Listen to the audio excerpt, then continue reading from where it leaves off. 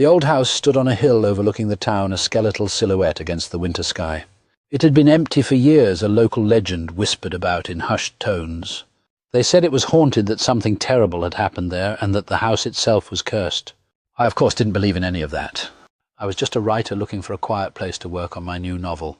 The rent was cheap and the view was spectacular. What could go wrong? It was New Year's Eve when I moved in. The air was crisp, the snow crunched under my boots, and the house felt colder than the outside. I spent the first few days unpacking, getting settled, and trying to ignore the unsettling feeling that I wasn't alone. The silence was the worst.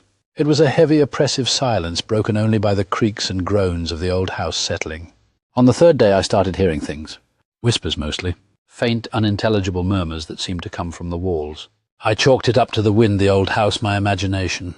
But then the whispers became clearer, more distinct. They started calling my name. It was a woman's voice, soft and pleading. I tried to ignore it to focus on my work, but the voice grew stronger, more insistent.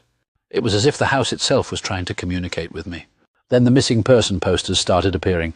They were everywhere. On the front door, the windows, even inside the house. The face on the posters was young, beautiful, with wide, frightened eyes. The name was familiar, but I couldn't place it. One night I woke up to a cold, clammy hand on my arm. I sat bolt upright, heart hammering against my ribs. There was nothing there, just the darkness, the silence, and the lingering feeling of being watched. The whispers intensified. The woman's voice was now a constant presence, a haunting echo in my mind. She told me her name was Emily, that she was trapped, and that I was the only one who could help her. She begged me to find her, to free her from the house.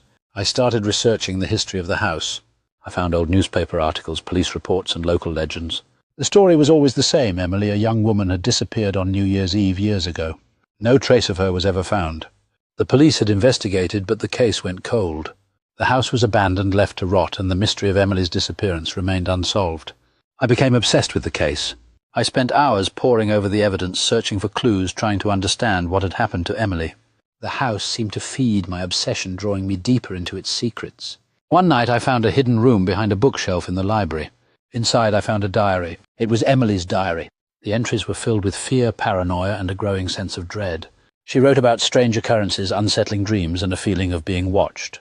The last entry was dated New Year's Eve. It read, "They're here. They're coming for me." I knew then that I had to find her. I had to save her. I followed the clues in the diary, searching every corner of the house.